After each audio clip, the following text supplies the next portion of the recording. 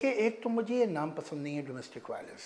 कभी क्या होता है दुनिया में जो बहुत ख़राब काम होते हैं उनके ऐसे नाम रख दिए जाते हैं कि वो इतने ख़राब नहीं लगते। ये डोमेस्टिक वायलेंस जिसे हम कहते हैं वो दरअसल है वुमन बीटिंग। डोमेस्टिक वायलेंस ये है, खुल के बात की जाए, औरतों को मारना। ये जब सामने आती है बात तो ख़राब लगती है। डोमेस्टिक वायलेंस को ऐसा लगता है कि कुछ औरत और मर्द के बीच में हो रहा है, कभी वो उसे मार देती है, कभी ये उसे मार देती है। ऐसा कुछ होता नहीं है। फैक्ट ये है कि 99.9% केसेस में हिंदुस्तान में और शायद दुनिया में बाहर भी ऐसा होता है, लेकिन हमारे समाज में तो ज़रूर है कि औरतों को फिज़िकली अटैक किया जाता है उनके घरों में, और ख़ास तौर से जहाँ वो शादी करके जाती है वहाँ उनके पति, उनकी सास, उनकी नंद, उनके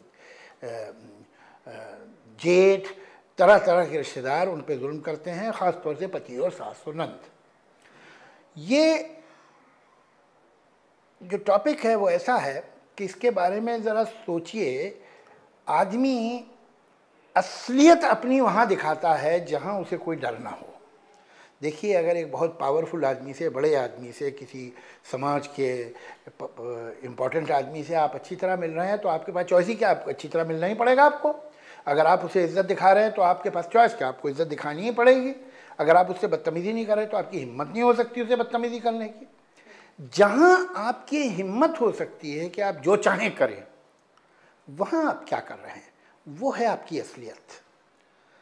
इसलिए मैं ये मानता हूँ कि वो आदमी जो अपनी पत्नी पे हाथ उठाता है या किसी औरत पे जो कि फिज़िकली उससे कमज़ोर है या समाजी तौर पे या फाइनेंशियली उस पर डिपेंडेंट है, समाज के तौर पे उससे डिपेंडेंट है, मजबूर है किसी भी तरह से, कहीं जा नहीं सकती है, और जाए तो बदनामी की बात उसके लिए होगी, ये समाज भी अजीब है।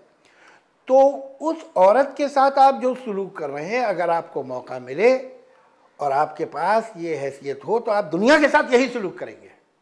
ये आपकी असलियत। कोई आदमी जो औरतों पे हाथ उठाता है वो अच्छा आदमी नहीं हो सकता, पॉसिबल नहीं। इसलिए कि अगर कमज़ोर से इस तरह का सलूक करना वो ठीक समझता है तो उसे जो भी कमज़ोर मिलेगा उसके साथ ये सलूक करेगा। वो अच्छा आदमी कैसे हो सकता है। दूसरे ये कि वो उसको उसकी औकात पे रखने की बात करे कि साहब ये घर का काम करे, ये खाना बनाए, कपड़े धोए, और मैं आऊँ तो मेरे लिए चाय ले आए, इस काम पे है, और इससे आगे जब ये बात करेगी तो मुझे तो गुस्सा ही आएगा। तो इसके मतलब ये है कि तुमने औरत से शादी नहीं की, तुमने एक नौकरानी ढूंढी, तुमने एक खाना पकाने वाली ढूंढी, तुम में इतना कॉन्फिडेंट नहीं, तुम अपने आप को पुरुष ही पूरा नहीं समझते हो कि एक पूरी नारी से शादी कर सको। तुम्हारे अंदर एक बहुत ही इन्फीरियॉरिटी कॉम्प्लेक्स है। एक पूरा मर्द जो है, एक पूरा पुरुष जो है, वही एक पूरी नारी से शादी कर सकता है। वो जो खुद ही अपने बारे में अपने को कमतर समझता है, कुछ नहीं समझता, वो तो सोचेगा मैं इस काबिल नहीं हूँ कि मैं पूरी औरत से शादी करूँ। मेरी तो अगर खाना पकाने वाली से हो जाए तो वही काफ़ी है, या झाड़ू देने वाली से हो जाए वही काफ़ी है, या घर साफ़ करने वाली से हो जाए तो वही काफ़ी है, या कपड़े धोने वाली से हो जाए वही काफ़ी। उस अपनी औकात बता रहा है वो।